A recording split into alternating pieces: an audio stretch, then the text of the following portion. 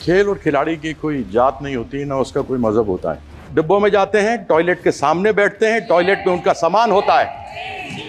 जब वो जाते हैं खेलने तो ऊबड़ खाबड़ मैदानों पर खेलते हैं, खाने के लिए ढंग से मिलता नहीं, डॉर्मेट्री में रहते हैं, टॉयलेट के सामने खाना बनता है। और यह मैं नहीं कहता हूं, यह टेलीविजन पे एक बार नहीं अनेकों बार देखा गया है। जब से टेलीविजन पे यह खेल आना शुरू हुआ है और 30 कैमरों से क्रिकेट को अलग अलग एंगल से दिखाया जाता है, लोग मुझे सिखाने लग गए क्रिकेट कैसे खेला जाता है। मैं ये जानना चाहता हूं कि जब तक नीरज चोपड़ा ने स्वर्ण पदक नहीं जीता था भाला फेंकने में, जावलिन में, तब तक उसके लिए सरकार ने क्या किया था।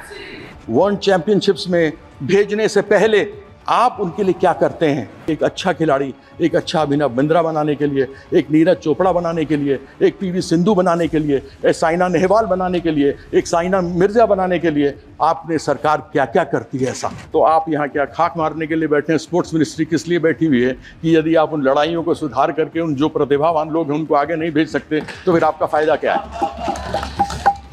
जिन्होंने सीता माँ का आज तक कोई भी सम्मान नहीं किया, जो कभी सीताराम नहीं बोलते, वो बेटी का सम्मान करेंगे।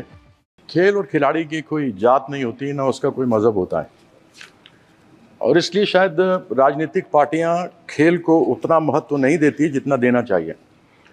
लेकिन मैं अपने मुख्यमंत्री का सहृदय धन्यवाद करना चाहूँगा, हमारे पश्चिम बंगाल के मुख्यमंत्री का, कि हर क्षेत्र से, कला, खेल, संगीत, सब क्षेत्र से आपको लोग व्यक्ति मिलेंगे इस संसद के अंदर जो अपने क्षेत्र की आवाज़ को उठा सकते होंगे। तो मैं अपनी ओर से अपने मुख्यमंत्री ममता बंदोपाध्याय जी का बहुत धन्यवाद करता हूं कि उन्होंने सभी क्षेत्र में से लोगों को पार्लियामेंट में बुलाकर उनको आवाज़ उठाने का अवसर दिया। और क्योंकि खेल और खिलाड़ी की कोई जात और मज़हब नहीं होती, इसलिए राजनीतिक लोग भी इसको ज़्यादा गंभीरता से नहीं लेते। अभी संजय जायसवाल जी हैं कि चले गए? चले गए। वो बोल रहे थे जब हम बात करेंगे तैयारी की तो आपको तो दर्द होगा, विपक्ष को दर्द तो होगा।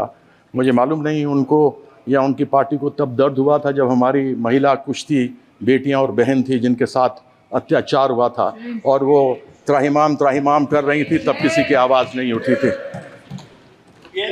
मुझे याद है जब मैं छोटा था, मैं भी क्रिकेट खेला, भारत के लिए विश्व कप 1983 में जीता। हमारे साथ में यूसुफ पठान बैठे हुए हैं जो 2011 में विश्व कप भारत के लिए जीते। हमारे कप्तान फुटबॉल के, भारत के कप्तान बैठे हुए हैं, पद्मश्री लिए हुए प्रसून बैनर्जी, सब यहाँ बैठे हैं। मुझे भी याद है जब मैं छोटा था और उस समय क्रिकेट में पैसा नहीं था तो हम लोग 3rd क्लास ट्रेन की बोगी में जाया करते थे। टॉयलेट के सामने सामान टॉयलेट में पड़ा हुआ होता था और हम लोग बैठे रहते थे और जाते थे। और school games federation of India तो शायद अपना ही है, किरण रिजिजू जी आप तो मंत्री रहे हुए हैं, वही SGFI ले जाया करती थी हमें। आज भी परिस्थिति सभापति महोदय वही है हमारे एथलीट्स की, क्रिकेट की तो नहीं, लेकिन हमारे एथलीट्स की आज भी, हमारे जो खिलाड़ी हैं आज भी उनकी यही हालत है कि वह जनरल बक्सों में, जब डिब्बों में जाते हैं, टॉयलेट के सामने बैठते हैं, टॉयलेट में उनका सामान होता है। जब वो जाते हैं खेलने तो ऊबड़ खाबड़ मैदानों पर खेलते हैं, खाने के लिए ढंग से मिलता नहीं, डॉर्मेट्री में रहते हैं, टॉयलेट के सामने खाना बनता है। और यह मैं नहीं कहता हूं, यह टेलीविजन पे एक बार नहीं अनेकों बार देखा गया है। हम बात करते हैं हमारी प्रिपेयर्डनेस क्या है। अरे अगर आपको ओलंपिक्स की तैयारी की बात करनी है तो आपको 2028 की अभी करनी चाहिए, न कि जब आपकी टीम चली गई हो। ओलंपिक्स की तैयारी, खेल, लोग समझते हैं खेल ऐसा ही है। जब से टेलीविजन पे ये खेल आना शुरू हुआ है और 30 कैमरों से क्रिकेट को अलग अलग एंगल से दिखाया जाता है, लोग मुझे सिखाने लग गए क्रिकेट कैसे खेला जाता है। उनको मालूम नहीं कि जब जेफ थॉम्सन 100 की स्पीड पर गेंद करता था, सुनील गावस्कर सामने होता था, या सचिन तेंदुलकर एक तरफ हो और ब्रेटली दूसरी तरफ हो, तो 0.42 सेकेंड्स गेंद को निकलने में, बल्लेबाज तक पहुंचने में, और 0.38 सेकंड्स बल्लेबाज को तय करने में कि मैं फ्रंट फुट पर जाऊं, बैक फुट पर जाऊं, हुक करूं, कट करूं, पुल करूं, क्या करूं। लेकिन लोग हमको सिखाते हैं, यानी ये बॉल छूटी और ये बैट्समैन के पास आई, ये समय है, बस इन 2 चुटकियों के बीच का खेल है। उसको संभवतः लोग समझेंगे नहीं, बहुत आसानी से लेते हैं कि हमारे प्रधानमंत्री जी ने किया। मुझे बड़ी खुशी है कि जब प्रधानमंत्री जी ने हमारी महिला कुश्तीबाज, कुश्ती लड़कियां जब आई थी तो उन्होंने उनका स्वागत किया था, सम्मान किया था, बड़ी प्रसन्नता हुई थी जब उनके साथ वो खा रहे थे।